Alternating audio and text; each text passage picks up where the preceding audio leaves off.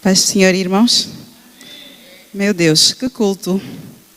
Se dependesse de mim, podíamos ir já para casa.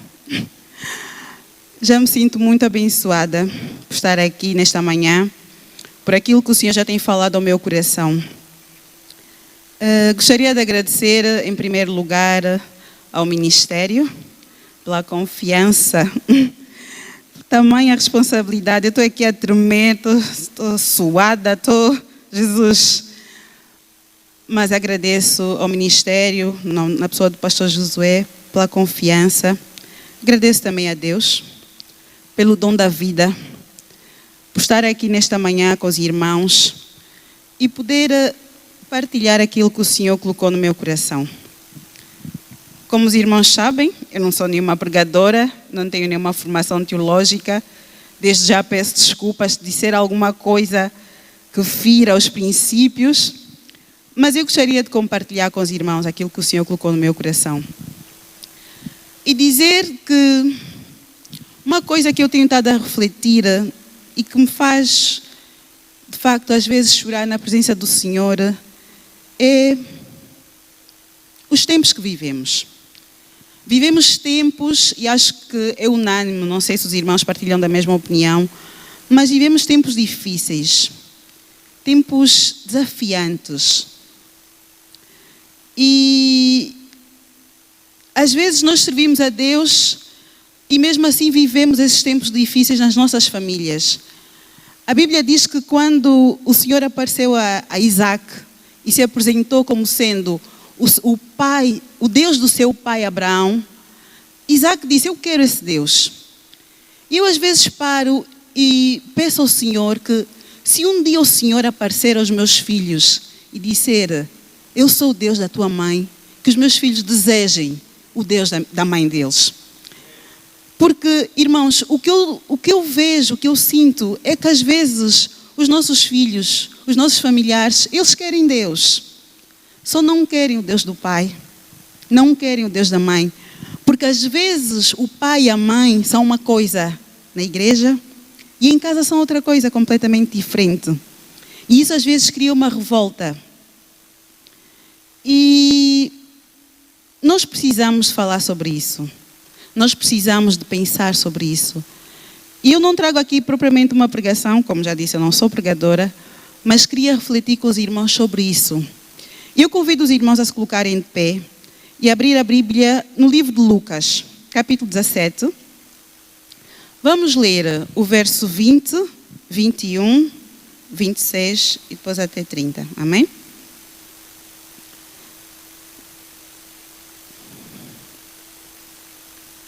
Diz assim a palavra do Senhor. Lucas 17, 20.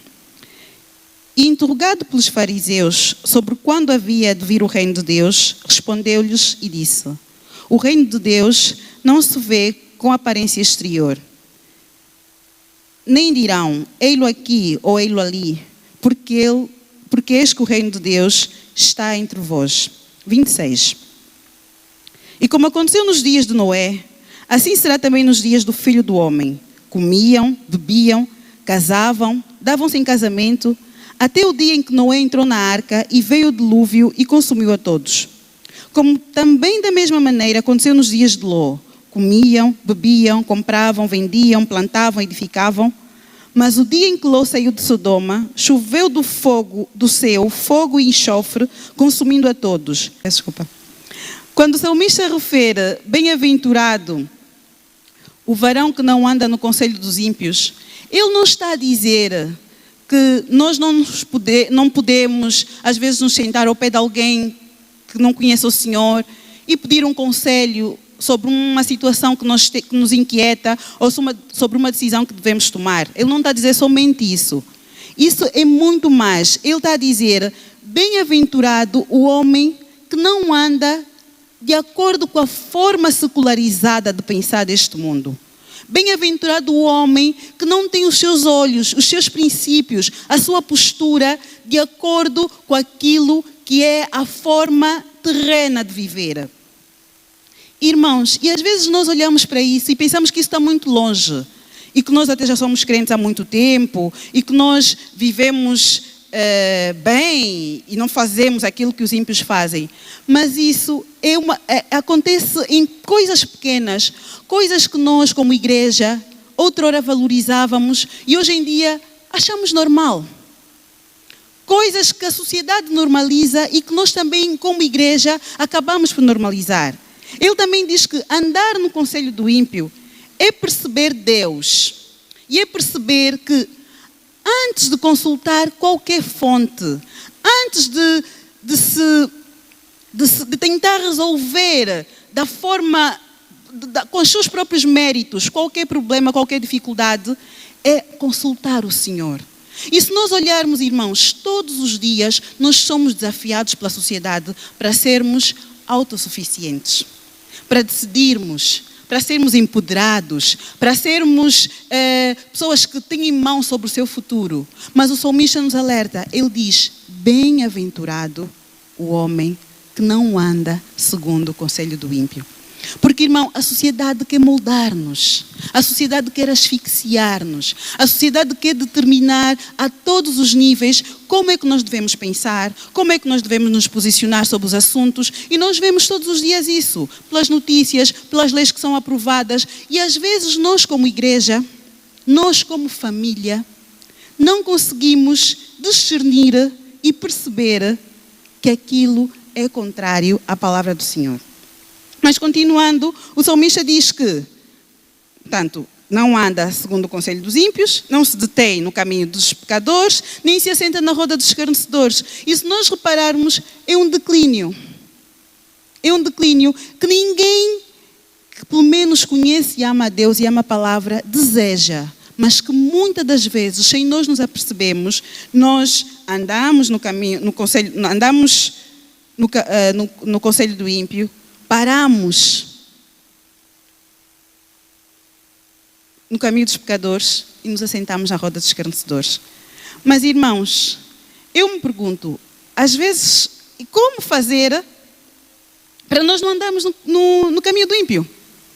E quando eu li a palavra e quando eu meditava, eu entendi que a única forma, não há outra, mas a única forma de nós não andarmos no conselho do ímpio é a lei do Senhor ser a nossa meditação dia e noite. É o que o salmista diz aqui, no 2. Antes, tem o seu prazer na lei do Senhor e na sua lei medita de dia e de noite.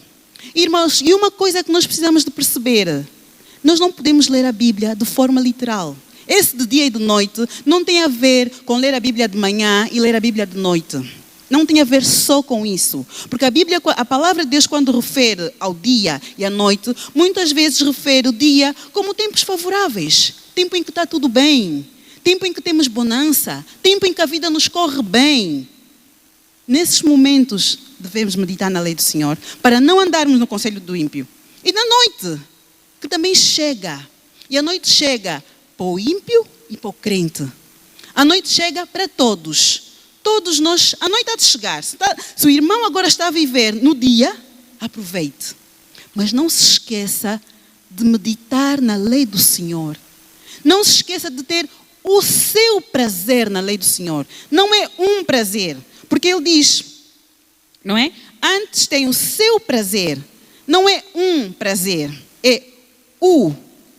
Que o nosso prazer seja a lei do Senhor. Porque se o nosso prazer for a lei do Senhor, e se nós nos dedicarmos a meditar na lei do Senhor dia e noite, nós vamos conseguir discernir. Nós vamos conseguir não andar, vamos conseguir fugir do caminho do ímpio. Vamos conseguir fugir do conselho do ímpio. Vamos conseguir contrariar aquilo que é o sentido que a sociedade nos quer levar. Porque de outra forma, irmão, não se engana. Não é 100 anos de crente, 50 anos de crente, falar em línguas estranhas, ler a Bíblia uma vez ao ano, ler a Bíblia 6 meses, em 6 meses ler a Bíblia toda, em 3 meses. Irmão, isso não vai fazer tu te conseguires desviar, porque a pressão é grande. Mas se nós tivermos o nosso prazer na lei do Senhor, se nós desejamos meditar na lei do Senhor dia e noite, nós vamos conseguir.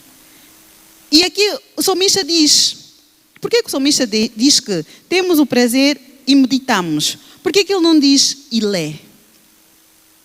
ele podia dizer, né?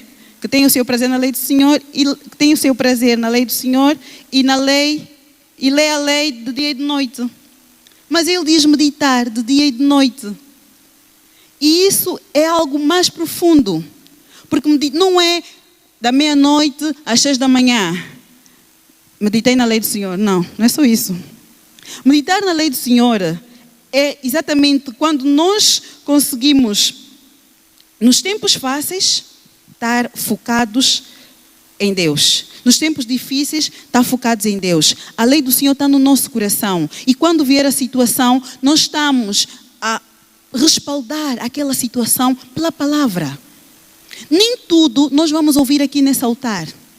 Nem tudo nós vamos ouvir o pastor dizer. Mas se nós também tivermos o nosso coração nas coisas do Senhor, o Senhor vai falar conosco.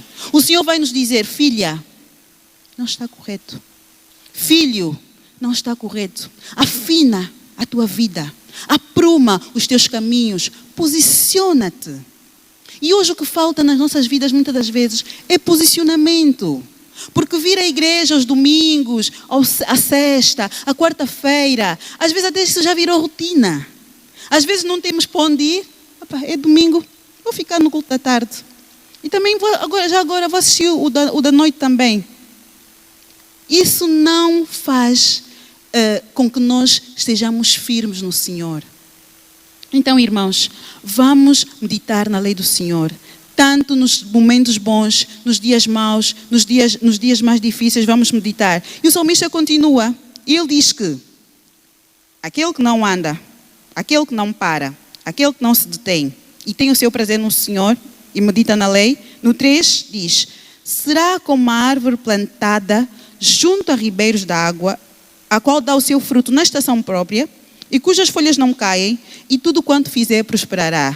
Uau! Essa é a parte que nós gostamos. Não é? Essa é a parte que nós gostamos. Mas aqui eu queria parar e pensar, irmãos. Dar fruto na estação própria. Com essas alterações climáticas, está difícil também perceber um bocadinho quando é a estação, né? Em termos climatéricos, não sei se a palavra existe. Mas aqui, quando o salmista diz isso, ele fala sobre a necessidade de nós entendermos o nosso tempo. Irmão, o teu verão não precisa necessariamente coincidir com o meu verão. O teu outono não precisa necessariamente coincidir com o meu outono. Cada um vive a sua estação. E às vezes o que acontece é que nós não compreendemos em que estação estamos a viver. Não sei se já aconteceu com os irmãos, mas eu quando cheguei a Portugal, na primavera, eu às vezes olhava, está sol, está calor, né? Viemos da África. Em África, quando está sol, está calor. Aqui na Europa, nem sempre quando está sol, está calor. E às vezes saía de sandália, uma camisinha, frio. Agora os irmãos imaginam quando às vezes nós estamos com uma camisola de lã, gola alta, e saímos, e está aquele dia de verão, de repente, assim, esse verão que aparece de um dia para o outro. Nós ficamos aflitos. E que tem que acontecer, que vai acontecer, expulsamos não sei quantos demônios, porque estão a trazer, sai da minha... Não é nada disso. Às vezes o Senhor só quer, filha, ser obediente. Filho, fale menos. Filho, dedica mais tempo à palavra. Filha, esteja mais aos meus pés. Às vezes é só isso. E nós estamos a sofrer. Porque estamos a insistir em dar murros em ponta de faca. E não é isso que o salmista nos aconselha. Portanto, entender, dar fruto na estação própria, é entender o tempo. E quem compreende os dias que está a viver, consegue dar resposta à situação que está a viver. E não acaba por ser mais um no meio da multidão. Não acaba por ser mais um que vai andar no conselho do ímpio, que vai parar no caminho dos pecadores ou vai se sentar na roda dos escarnecedores. Irmãos, nós precisamos de compreender os nossos dias. Precisamos de entender qual a estação que nós estamos a viver. Porque cada estação, apesar de trazer os seus desafios, também traz a sua provisão. Em todas as estações, nós temos coisas tão preocupados com o nosso irmão. E o que é que o nosso irmão está a fazer? E como é que a vida do nosso irmão está a correr?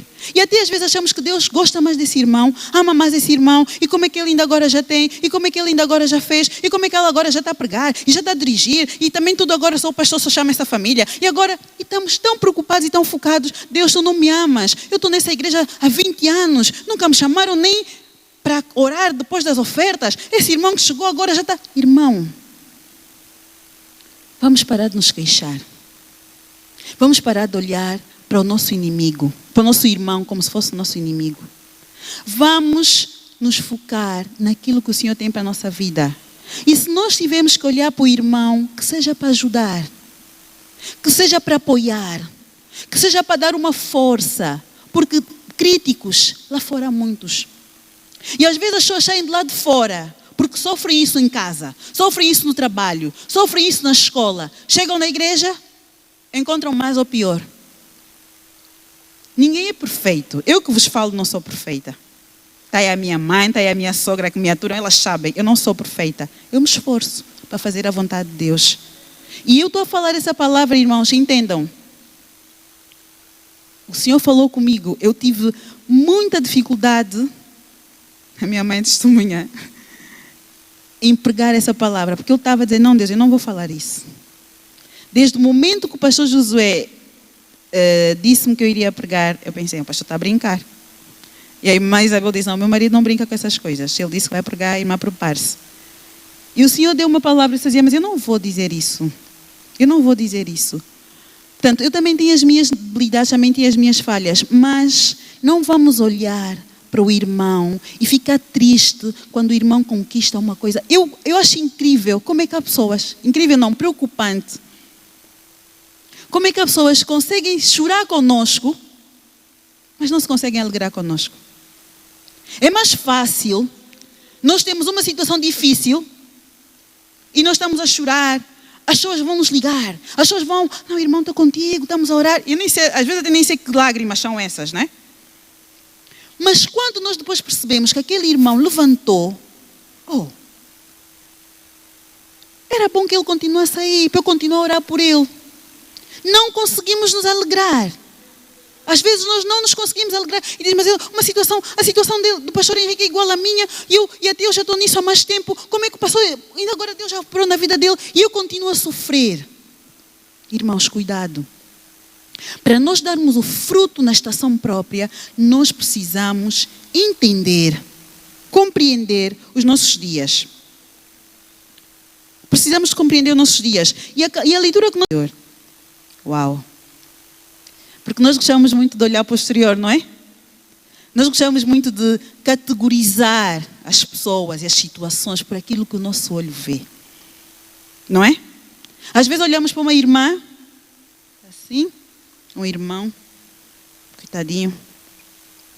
Nem sei se Deus ama aquele irmão, mas Deus me ama. Já viram, até tem um blazer cor-de-rosa, bem toda bonita, Deus me ama. Mas aquele irmão não sei. Eu sou muito boa. Não, eu quando canto, irmãos, vocês nunca me viram cantar. Nós gostamos muito de ver o exterior. Às vezes até somos sonsos, né? Uns que são muito santinhos, muito certinhos, falam muito de retidão, falam muito de postura, mas é só o exterior. E Deus conhece o nosso interior. Aí é que está o grande mistério.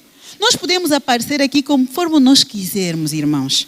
Com a roupa mais bonita, com o penteado mais bonito, com o sapato mais caro, com o melhor carro. Podemos ter a melhor casa. Quantas pessoas têm casa, mansão, né? Mansão. Não conseguem dormir. O reino de Deus não vem com aparência exterior. E nós estamos muito atentos ao exterior. Estamos muito atentos às coisas que nós vemos, o que nos dão, o que nos fazem. Mas o Senhor está a olhar para o teu coração. O Senhor está a ver quando você sai daqui, o que é que você faz em casa. O Senhor sabe quem é você no trabalho. O Senhor sabe quem é você na escola. O Senhor sabe quem é você na vizinhança. Há irmãos, desculpem o termo, são insuportáveis no bairro. Já ninguém pode com eles. No trabalho a mesma coisa. Só aqui na igreja, como está com a aparência exterior, e ainda não descobriram a misericórdia de Deus, é que vem dar a sua graça. Mas o Senhor te conhece, meu irmão, minha irmã. O Senhor sabe quando você sai daqui e está a maquinar, fazer mal contra o outro. O Senhor sabe quando você vem, ora, canta, oferta, mas está a maquinar. Como é que eu vou destruir a Ivanilda? Como é que eu vou destruir o pastor Henrique? Como é que eu vou tramar o meu colega do trabalho? Como é que eu vou tramar o... Irmão, Deus sabe. Deus sabe. E uma coisa é verdade, nós podemos esconder de todos. Mas a Bíblia diz que todas as coisas estão nuas e patentes diante do Senhor. Não podemos esconder nada de Deus. E é muito triste. Nós andamos aqui a fingir ser uma coisa.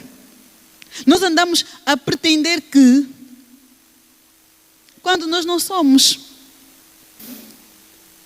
E às vezes até revela falta de temor. Muita falta de temor. Irmãos, muita falta de temor. Porque nós estamos a pensar, o Senhor não está a ver, o pastor não está a ver, o pastor José hoje não vai. Culto de domingo, o primeiro domingo do mês pecaram. Eles comeram do fruto. A Bíblia diz que depois deles comerem do fruto, os irmãos depois leiam, já não temos muito tempo, já não temos mesmo. Depois deles comerem o fruto, os olhos deles se abriram. Mas eles ficaram cegos. Mas se os olhos abriram, como é que eles ficaram cegos? Porque lá está, porque não é exterior. O cego, a Bíblia também fala-nos do cego Bartimeu, em Lucas 18, 35 a 43, os irmãos leiam em casa. Que ele ouvia, que estava a passar, e eu perguntava, mas quem está a passar? As pessoas diziam, é Jesus o Nazareno. O Jesus o Nazareno era o carpinteiro, o filho de Maria e José. Mas Bartimeu ouviu bem e clamou, Jesus, filho de Davi, tem compaixão de mim. Porque ele não estava a clamar só por aquele Jesus que eles conheciam de Nazaré. Ele estava a clamar pelo filho de Davi. E agora, os que estavam a dizer que Jesus é Jesus Nazareno, estavam a impedi-lo de clamar, estavam a mandar calar. Ele era cego fisicamente, mas ele conseguiu perceber Jesus. Sem ver, ele conseguiu perceber Jesus. Muitas das vezes nós vemos e não conseguimos perceber Jesus. Por isso é que Jesus disse que o reino de Deus não vem com aparência exterior. Eu tenho que continuar. Ele também disse a Nicodemos que quem não nascer de novo não pode ver o reino de Deus. Então, irmãos, vamos procurar nascer de novo. Com o reino de Deus, nós nunca vamos conseguir ver com os olhos, é com o coração. Por isso é que o salmista diz, medita de dia e de noite. Porque ler, nós lemos com os olhos. Uma pessoa cega não consegue ler. Agora já tem, né? Braille, isso. Mas meditar é com o coração. E só quando nós deixamos a palavra entrar no coração é que nós vamos conseguir meditar. E Deus depois, Jesus ainda dá mais sinais. No 26 ele diz que seria, como é que seria? Seria como nos dias de Noé. Casavam, estavam-se em casamento. E hoje nós vemos, casar, eu caso quando... E deu uma instrução, Noé cumpriu a instrução, e a família, e foram para a arca. Mas Deus também veio a Ló, mandou o anjo, e deu uma instrução muito específica a Ló. E Ló não cumpriu.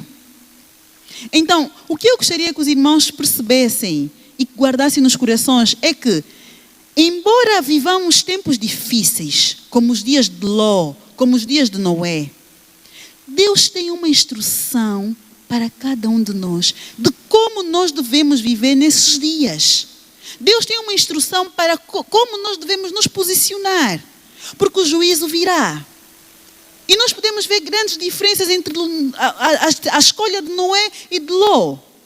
Ló ouviu a instrução, mas não acatou. E a cidade foi destruída, mas depois Deus não conseguiu fazer mais nada com a família de Ló.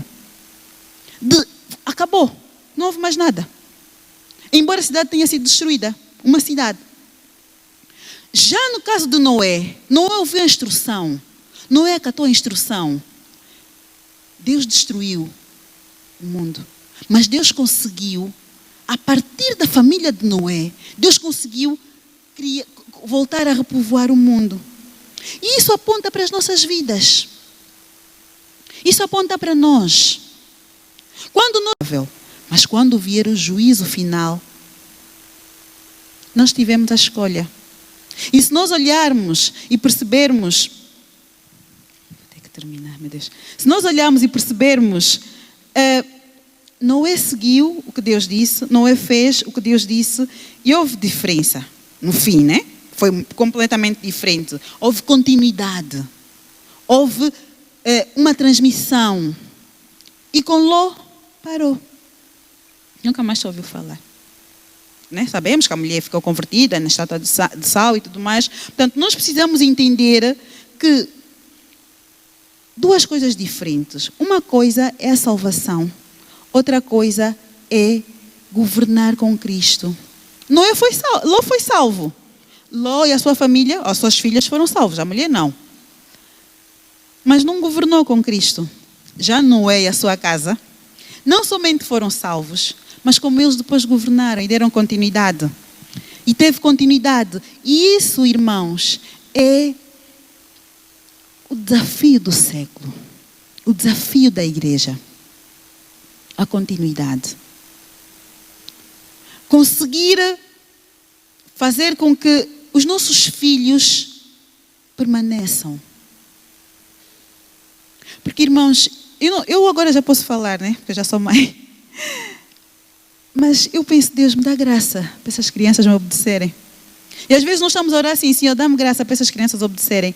Mas às vezes não é só graça para essas crianças obedecerem.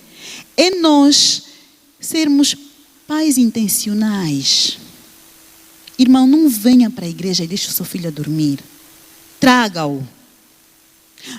Mas ele está a trabalhar, arranje formas. Em casa fale da palavra, instrua, faça tempo devocional. Desde pequenino vai ensinando, porque esta é a recomendação que Deus deu em Deuteronômio.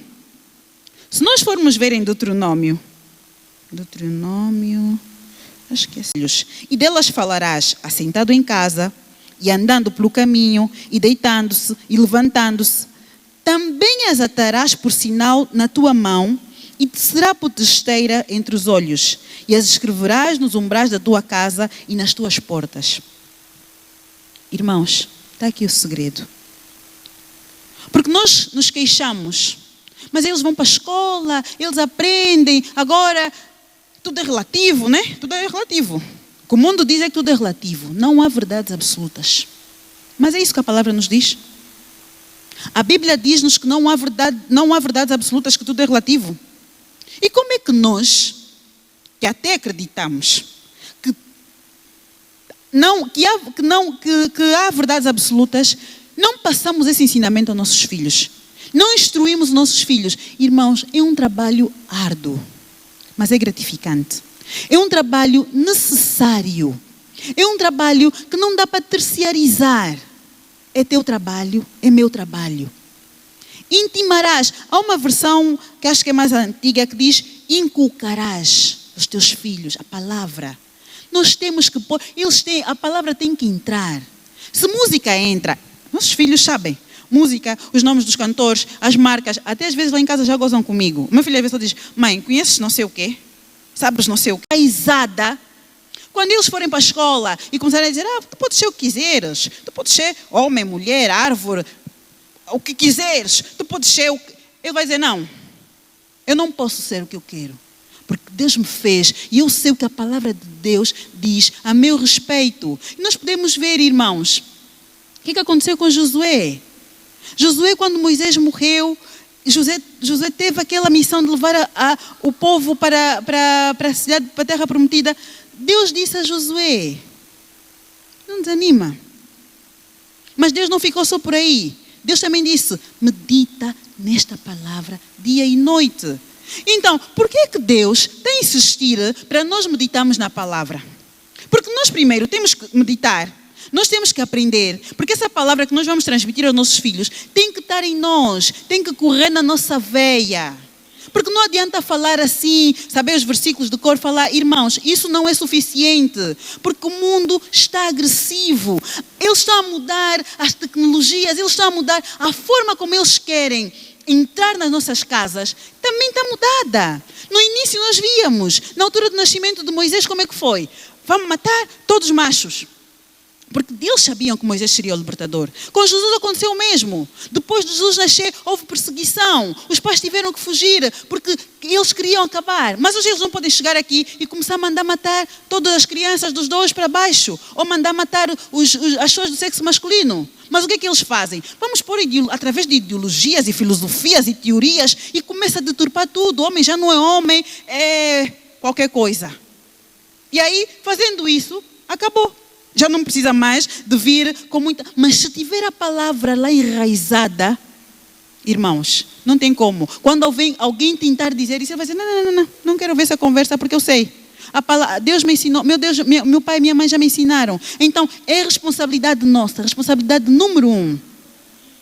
E Deus vai nos requerer essa responsabilidade. Deus vai cobrar. Nós não podemos dizer, mas o pastor nunca pregou sobre isso, como é que eu ouvi de saber, como é que o filho... Você, mãe, ensine. Avô, ensine. Dedica-se, medita. Por isso, porque nós só queremos a parte boa de ser como a árvore plantada junto aos ribeiros de água viva e dar frutos bons. Mas nós não queremos mergulhar. Nós não queremos pagar o preço. Nós não queremos, irmãos, vamos nos predispor. Não podemos aceitar. Não podemos aceitar que nossos filhos vão assim. Não, mamãe, eu não vou, eu já não quero. Eu também não sei se Deus mesmo existe ou não. Não podemos aceitar. Há pais que dizem, o filho, ele agora não quer vir. Não. Então, o irmão não precisa debater, não precisa, mas o irmão vai diante de Deus, ora, mas também faça a sua parte. Ensine, crie estratégia. Não vamos olhar e dizer, não, eu estou bem, porque meus filhos todos estão aqui sentados ao pé de mim. Agora, o filho daqueles irmãos é que não vem. Irmão, se o filho do irmão não vem, eu tenho que sentir a mesma dor. Se o meu filho não vem, vocês têm que sentir a minha dor. Se eu tenho problema em casa, os irmãos têm que sentir a minha dor. O irmão pode ensinar o meu filho, pode ajudar a instruir, mas o irmão não pode ficar confortável, dizer, não, eu e a minha casa estamos bem. É verdade que Josué disse, escolhei o caminho que queres seguir, porém, eu e a minha casa seguiremos ao Senhor.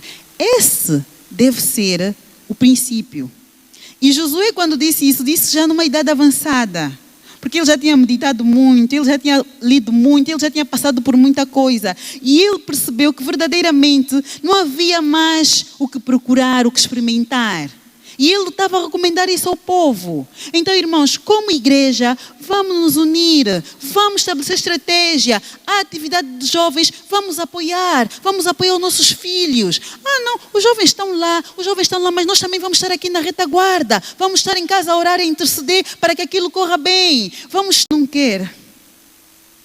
E às vezes nós queremos colocar a culpa no sistema. Queremos colocar a culpa em terceiros. Eu trabalho muito, porque a sociedade moderna, essa vida que temos, irmãos, não vai nos permitir. É aquilo, andar no conselho dos ímpios, essa pressão. Vamos dizer, faz mais um trabalho, faz mais umas horas, deixa os miúdos, eles se governam. Mentira, isso é mentira.